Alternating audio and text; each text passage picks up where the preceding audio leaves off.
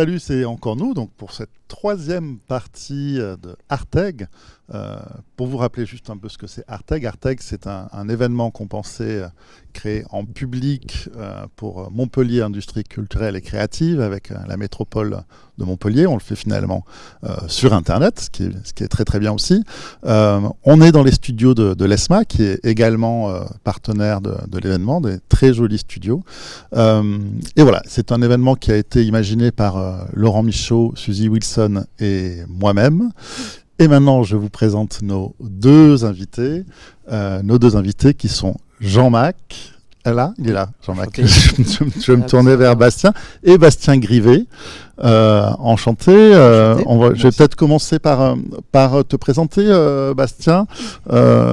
Donc toi, tu es ta société, c'est Wardenlight Studio. C'est ça. C'est un nom compliqué comme ça. Ouais. Wardenlight Studio. Studio. Ok, voilà, on va y arriver.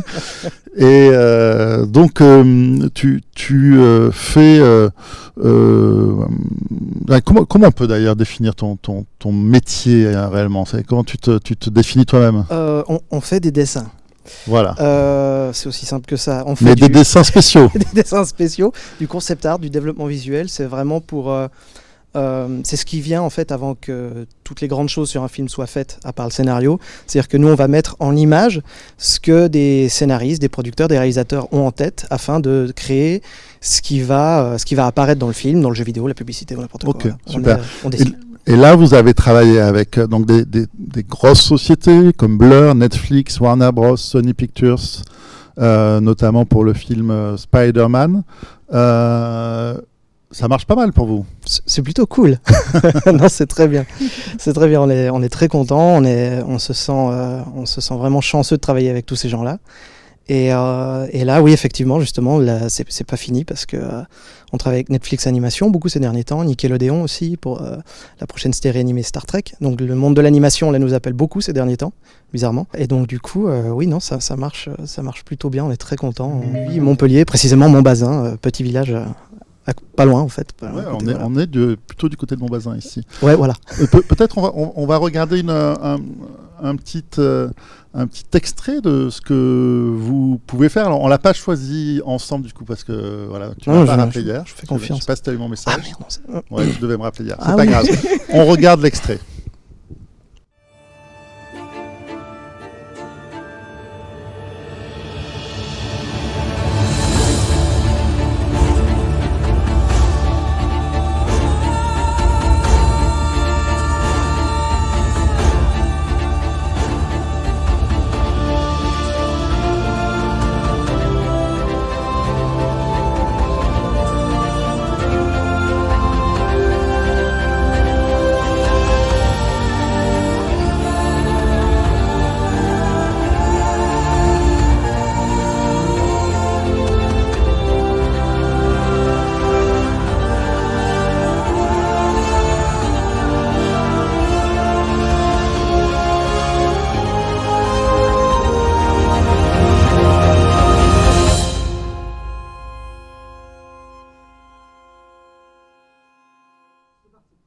Voilà, et du coup, Bastien, est-ce que tu peux nous expliquer en 2 secondes ce qu'on vient de voir?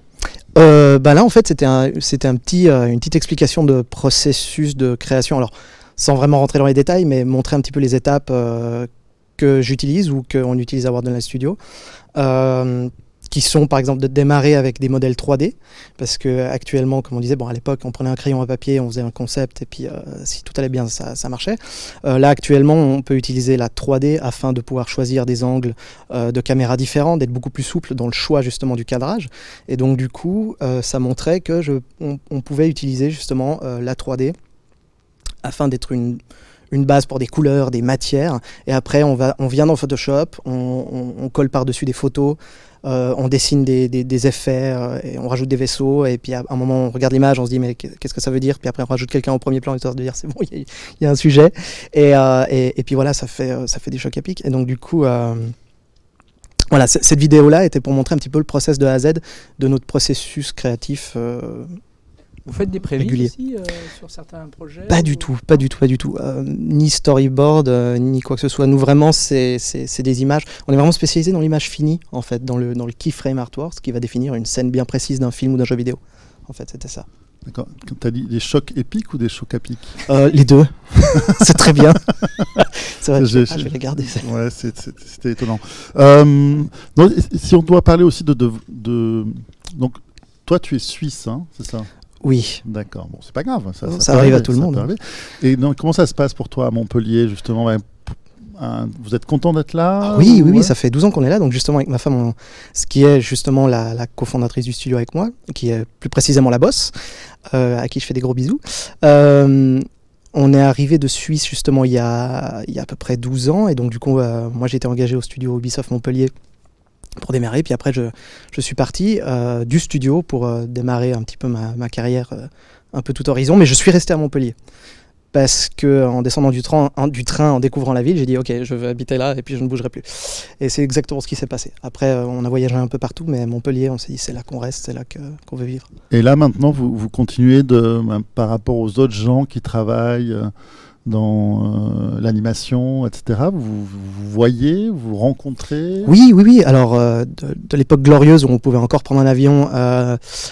on a eu la chance, justement après Spider-Verse, on a eu la chance de pouvoir faire une sorte de petite tournée mondiale de promotion du film pour expliquer à des écoles un petit peu partout dans le monde de comment on avait travaillé, en fait, comment on avait créé ce qu'on a créé. Et donc du coup, ça nous a permis d'atterrir à Los Angeles et de rencontrer tous nos clients, en fait. Et on s'était dit que sur une base d'une année sur deux ou tous les ans, on irait voir justement ces gens-là et être au plus près des gens parce qu'on s'était dit que c'était vraiment génial ces rencontres qu'on a faites. Et donc du coup, on va réitérer l'exercice assez souvent. Et ma question, c'était aussi à Montpellier. Vous voyez Ah oui, ouais. Oui, on voit... J'adore Los Angeles, hein, c'est pas la question, mais... Non, j'aime beaucoup, je préfère Montpellier, hein, pour des raisons évidentes de saucisson pinard. Mais disons que oui, on a un noyau d'amis à Montpellier qui est très solide et auquel je tiens énormément. Et pour nous, c'est vital, justement. C'est des amis professionnels ou amis? Les deux. Okay. Justement, les gens qui travaillent actuellement avec nous pour Netflix Animation, c'est des amis qui avant étaient des élèves de ma masterclass, qui sont arrivés à Montpellier, maintenant qui habitent aussi à Montbazin. On a quelqu'un qui est anciennement de Montpellier, Lena Sayafoum, qui travaille pour nous en character design, qui est à Vancouver. Donc Montpellier, c'est une sorte pour nous de petit centre du monde où... Même Montbazin, quoi. Ouais, exactement. Une communauté. Exactement, voilà. D'accord. Ça va être le village artistique. Bon, super. Merci beaucoup. On reviendra vers toi plus tard sur notre thématique. On va passer à Jean-Mac. Jean-Mac, tu es le gérant de Matfilm, donc une société de production plutôt animation, mais pas seulement, aussi de films... avec de l'image réelle. Hein, ouais, plutôt effets visuels, quoi. Beaucoup d'effets visuels, un peu d'animation. D'accord. Dire, parce que voilà, c'est par rapport aux séries qu'on a fait pour Arte, à chaque fois on a un grain pour prendre repère qui a un grain d'animation, mais pour le coup, il y a quand même beaucoup plus d'effets visuels que d'anime. D'accord. Et si tu dois, du coup, raconter un peu, toi, l'histoire de Matfilm, justement, à Montpellier? Mais c'est un peu comme toi, en fait. Tu vois, j'ai voyagé un peu à droite à gauche dans différentes villes pour les études, et quand je suis arrivé à Montpellier, je me suis senti chez moi, quoi. Je me suis dit, jamais plus je bougerai d'ici, parce que c'est une ville qui est magnifique. On s'y sent bien. Ouais, on se sent bien. Voilà, c'est vraiment, il y a une énergie qui est super. Donc, on a créé avec Pierre Lerguet-Muller... Matfilm, donc la boîte de production, et aussi un studio d'effets visuels qui s'appelle Corsair VFX et qui est aussi à Montpellier, du côté d'Agropolis. Et puis là, maintenant, on développe en faisant l'ensemble de nos images soit des séries, soit un long métrage qui est en développement actuellement. Et on fait tout ça ici, quoi, en essayant de faire venir, y compris les comédiens, si on ne trouve pas les comédiens qui nous conviennent. En particulier ceux qui parlent une autre langue que le français, on essaye de les faire venir ici pour faire vraiment 100% du truc ici à Montpellier. Super. Est-ce qu'on peut voir justement un petit trailer d'un projet sur lequel vous êtes en train de travailler? Avec plaisir.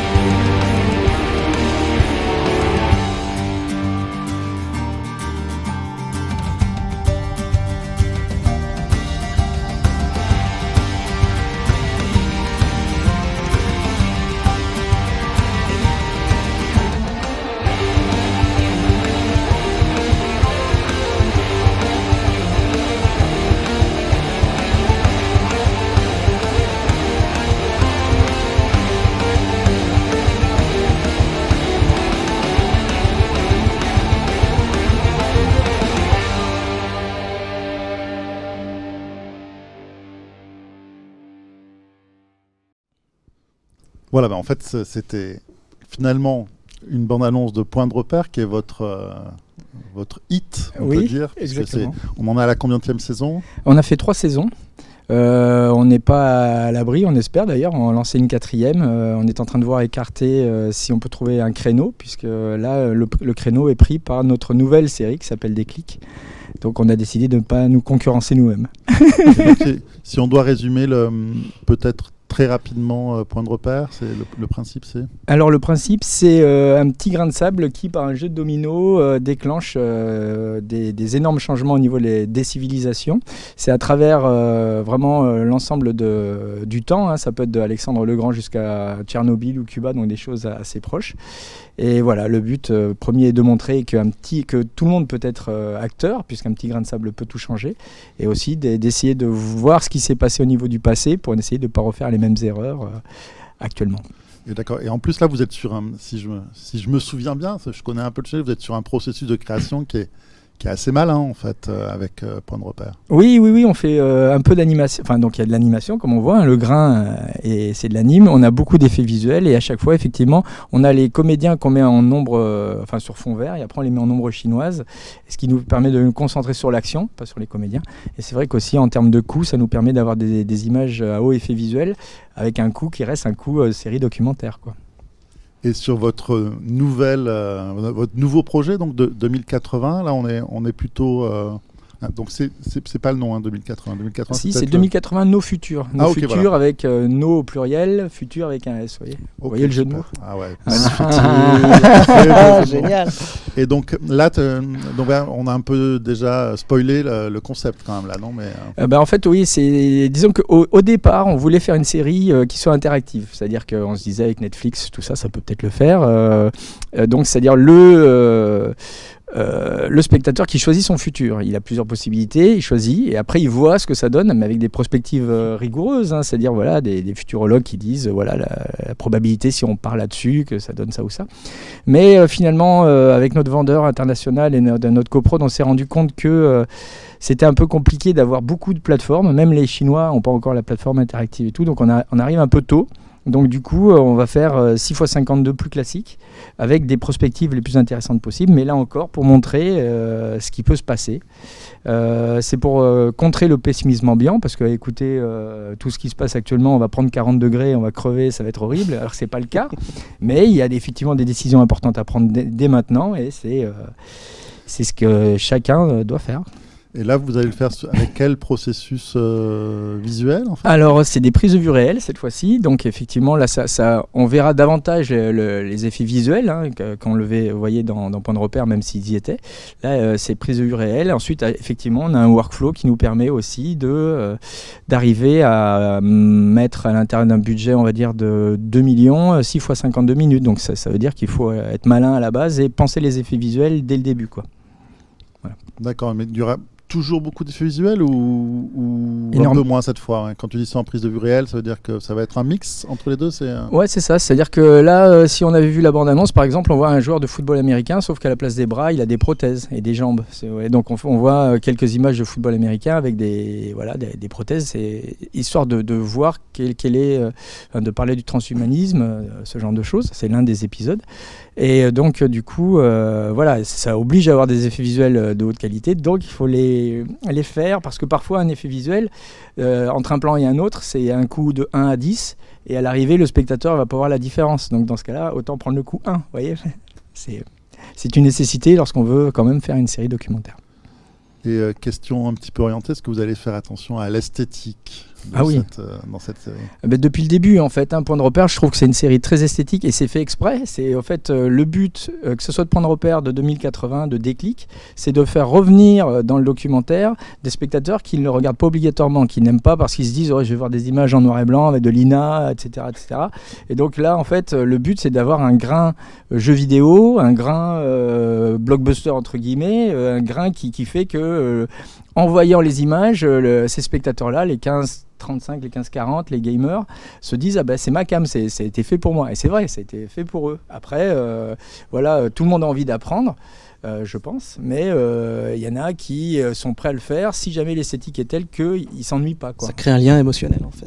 Oui, voilà, c'est ça. Et d'entrée, ça leur parle par rapport aux images qu'ils croisent quand ils jouent, par exemple. Toi, Bastien, tu t'en fous un peu de l'esthétique, j'imagine? Ouais, non, c'est pas ma cam. Non, au contraire, mon Dieu, c'est la base de tellement de choses pour nous. C'est même la base de tout en fait, parce que nous, la façon dont on aborde l'esthétique, en fait... Tout à l'heure, c'était la narration qui était la base de tout. Maintenant, c'est l'esthétique. C'est marrant comme alors... les priorités. Oui, alors attention, je vais dire plein de gros mots. Oui, voilà, exactement. Je vais dire plein de gros mots. Non, dans un sens, justement, on s'est toujours demandé au studio, ou même avec parce que j'ai eu la chance de pouvoir faire quelques petites masterclass devant des élèves fabuleux, qui avaient toujours cette question, justement, comment arriver à achever en fait quelque chose soit de beau, ou en tout cas d'esthétiquement concret. Et c'est toujours la question qu'ont souvent les étudiants, justement, c'est comment arriver à une certaine forme d'esthétique complète et harmonieuse. La seule chose, c'est qu'ils oublient toujours que derrière l'esthétisme, en fait, qu'il n'est juste la pointe de l'iceberg, en fait, on ne peut rien faire sans l'inspiration et l'affinité. L'affinité, l'amour qu'on a pour les choses qu'on voit. Et les gens se demandent comment créer de l'esthétique, mais ils ne se demandent pas comment renforcer ou affiner leur affinité. Et ça, c'est un gros problème. Je donne un exemple tout bête, par exemple, justement, quand moi je vais au cinéma, j'y vais avec des amis, par exemple, qui sont du métier. C'est insupportable. C'est insupportable parce qu'on va voir un film et la première chose qui se passe dès qu'on sort du film, c'est j'ai pas aimé ça, j'ai pas aimé le truc. Voilà. Alors moi je dis tais-toi, ferme ta bouche pour les siècles à venir. Et je vais plutôt chercher à axer qu'est-ce que tu as aimé? Moi, j'ai aimé ça dans ce film, ça m'a donné tel frisson, tel truc. Alors, bien sûr, je dis pas que je suis aveugle à ce qui marche pas, je dis, je vois ce qui a marché, et donc, du coup, on va tourner la discussion là-dessus. Et autour de la table, on passe de ça, c'est de la merde, ça, c'est de la merde, ça, c'est pas bien, c'est pas ah, mais moi, j'ai aimé ça, ah, mais ça, c'est cool. Et on se base plus sur les problèmes, on se base sur les solutions. Et de ces solutions, finalement, on va créer de l'inspiration. Et plus l'inspiration, elle est motivée par l'amour de ce qu'on a vu, par les choses qu'on aime, qui nous font réagir, je pense qu'on arrivera à beaucoup mieux affiner l'esthétique qu'on veut rendre dans nos dessins. Moi, je dessine personnellement ce que j'aime voir. Quand je fais de la musique, je fais ce que j'aime entendre. Quand je cuisine, je fais ce que j'aime bouffer. Enfin, je veux dire, je vais pas, voilà, j'ai trouvé ça dégueulasse au resto, je vais faire la même chose ce soir. Ça ne marche pas. C'est pareil, je dis aux étudiants, si vous focalisez que sur les choses que vous n'aimez pas, quand vous allez créer, vous allez voir que des barrières, en fait, que vous contournez tout le temps. On appelle ça un filet. Et un poisson dans un filet, il fait quoi? Il a l'air con. Et donc, du coup, il faut se baser sur ce qu'on aime. Vous aurez plus des barrières, vous aurez que des marches sur lesquelles élever votre sens de l'esthétisme, en fait. Et soyez attentifs aussi à ce que les autres autour de vous aiment. Spider-Verse, c'était le résultat d'une tonne d'amour, réellement d'une tonne d'affinité. Je sais pas si tu as vu, Luc, Spider-Verse, c'est excellent, hein. Le film il est fabuleux. Alors non, je ne l'ai pas vu, mais je suis sûr que j'aurais beaucoup aimé. Enfin, c'est sympa. Il y a plein de choses que j'aurais aimé dedans et de toute façon, j'aurais pas dit ce que j'aimais pas parce qu'on n'a plus le droit de le dire. C'est fini, non, c'est fini. Je veux pas savoir. Ouais. Ah, il est vraiment exceptionnel, c'est une réussite totale.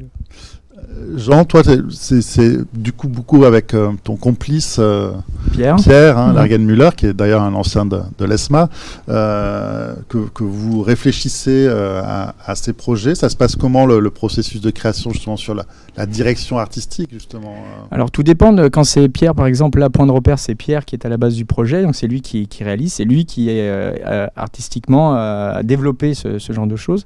En plus, Pierre, au niveau effet visuel, c'est vraiment un tueur, quoi. Il est vraiment excellent. Donc c'est vrai que on va se poser autour d'une table, on va voir ce qu'il veut pour y arriver. Généralement, il arrive avec pratiquement toutes les solutions, donc c'est très facile pour nous.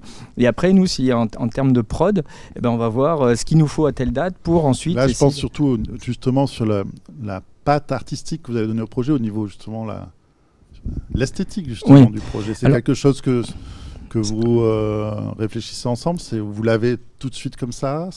Ça dépend. Par exemple, à point de repère, non, je vais le laisser faire puisque d'entrée, il a le truc. Ça permet d'avoir un budget qui tient la route. Je ne vais pas aller rajouter des problèmes là où ce n'est pas nécessaire d'en avoir. Après, si c'est un projet que lui ne réalise pas, là, après, à partir de là, on va, avec le réalisateur, faire des réunions pour voir si ça peut tenir dans le budget, si ça peut passer, si ce que veut le réalisateur à la base, dans le meilleur des mondes, ça peut arriver financièrement. Sinon, on va essayer de trouver des solutions alternatives, on va lui proposer, on va voir si ça peut passer. Tout est fait pour, en amont, connaître les difficultés, y compris celles des effets visuels, pour qu'on puisse avoir le meilleur résultat possible, esthétiquement aussi. Justement, c'est un équilibre. Est-ce que vous n'êtes pas parfois obligé de faire moins beau pour rentrer justement dans cette forme d'équilibre, justement? Ça doit être frustrant. C'est toujours, il y a toujours une part de... J'ai le droit de parler de frustration. D'accord. Ça peut être frustrant si on le prend de cette manière-là. En fait, il vaut mieux voir les choses comme étant ensuite, tiens là, je suis bloqué, mais en faisant fonctionner les méninges, on va réussir à avoir un truc, on va contourner. Et là, on va se dire putain, c'est cool. Enfin, on va trouver. Il fallait pas dire ça, mais zut, c'est cool. Et on va trouver des solutions qui vont, être vachement, qui vont donner plein d'énergie pour la suite. Et à partir de là, on va pouvoir, le fait que dans n'importe quel projet, on peut toujours trouver des solutions, il faut juste chercher suffisamment. En pensant ça, on y arrive et on trouve quelque chose qui convient finalement à tout le monde. Et quand on a trouvé ça, quand on a trouvé la base, les fondations avec lesquelles on peut faire le projet, là, on est vraiment, vraiment content. Donc, c'est plus une question de... c'est un jeu finalement. À la base, on sait qu'on va avoir ça comme difficulté, mais on sait aussi qu'on va y arriver. Après, voilà, et il faut trouver quelque chose qui plaît à l'ensemble des parties, quoi. Et Bastien, juste du coup, pour avoir aussi une idée de comment vous procédez en fait quand vous créez, si vous êtes un binôme, il y a d'autres gens qui viennent, oui. Vous avez un troisième œil qui vous donne un avis. Comment ça se passe? Moi, le troisième œil, c'est Jessica, tout le temps. Jessica Rossier, justement. Ma compagne est la patronne du studio. On est toujours les deux. C'est toujours nous deux à la base. Donc, elle gère aussi les projets, justement. Elle fait les plannings. Et elle va avoir un œil extrêmement critique sur la créativité parce qu'elle est un peu directrice créative du studio. Et donc, du coup, on va toujours faire en sorte d'avoir une sorte de ping-pong créatif entre les deux. Une sorte de garde-fou, en fait. Et j'en suis venu maintenant même au moment où je ne vais pas publier un artwork ou proposer quelque chose au client sans avoir eu sa validation. Et on fait comme ça l'un pour l'autre. Donc là, le binôme comme ça marche extrêmement bien. En tout cas, pour l'instant, ça fonctionne. Et on a justement... Après, on a des gens avec qui on travaille. Et là aussi, c'est la clé. Les gens avec qui on travaille... Tu n'envoies jamais un dessin à ta mère, par exemple, pour avoir un avis? Si. Particulièrement à mon frère, parce que c'est le plus violent. On va dire. Il est violent parce que lui, il n'y a pas de filtre, c'est bien, il fait mal. Donc, des fois, ça fait juste du bien d'avoir... quand on a trop la tête dans le guidon, mais oui, de temps en temps. Mais non, mais par contre, c'est vrai que, par exemple, quand on va travailler avec des gens, justement, nos collaborateurs les plus proches, on va faire en sorte de voir leur état d'esprit. Est-ce qu'il justement, il va dans cette condition de, est-ce que c'est des gens qui sont prêts à trouver des solutions, exactement, qui vont se focaliser sur comment transformer la chose pour que je l'apprécie, justement, pour avoir une affinité sur le projet, peu importe la direction que ça prend. Il y a des fois, peu importe la direction, des fois, je vais pas dire que je suis un peu ascendant teckel, mais pas tout le temps. Et donc du coup, il faut quand même trouver le moyen de contourner ce problème et de trouver la solution. Et la solution, c'est justement, j'aime cette nouvelle idée, elle va être super esthétique et tout ça. Et on fait attention que nos collaborateurs, justement, ils sont dans cette même démarche, cette même état d'esprit. Et c'est comme ça qu'on fonctionne justement avec les gens avec qui on travaille. D'habitude, c'est toujours juste Jess et moi. Et on a le même fonctionnement depuis des années. Ça fait un petit moment, donc ouais, à ce niveau-là, c'est... Est-ce que tu as peur à un moment de perdre un peu ce... si, je l'ai déjà perdu. Il y a des modes oui. Dans le monde de l'animation. Alors, il y a des modes, il y a des moods, il y a des art blocks. Moi, j'ai déjà été bloqué dans la créativité. Enfin, la page blanche, ça arrive, c'est normal. C'est impossible de ne pas avoir ces up and down comme ça.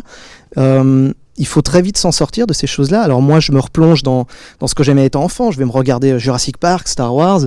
Je vais me refaire une espèce de dose nucléaire de motivation. Je vais écouter la musique que j'aimais quand j'étais gamin. Je vais retourner dans le petit cocon matriciel de base. Je m'isole, je dis désolé, je reste sur le canapé, je vais regarder des trucs débiles. Et avec un peu de chance, et en général ça arrive tout le temps, en tout cas pour moi ça marche, le fait de reconnecter avec totalement autre chose qui soit était de ma base ou soit un autre passe-temps, que ce soit la musique ou faire de la moto par exemple, ça détend, ça m'aide à sortir de ce genre de situation qui justement m'empêche de créer l'harmonie nécessaire afin de créer une esthétique sur quoi que ce soit en fait. Donc, par contre, voilà, quand on est payé à faire ça, il faut que ce soit très vite. Il faut que ça aille vite.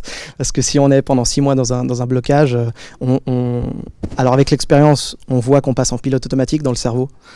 Donc ça va, on se pose là-dessus. Mais sinon, il ne faut pas que ça dure trop longtemps. Bon, ça se sent quand on ne fait pas les choses. Bon, nous, il faut qu'on aille vite aussi. Je suis désolé puisque c'est fini. Voilà, on va clore ce troisième entretien donc de live stream d'Arteg. Et donc, je vais remercier déjà nos invités. C'était passionnant. Merci beaucoup. Merci à toi. Merci. Donc, nous allons passer à la thématique suivante qui va s'afficher devant vous dans 5 minutes. À tout de suite.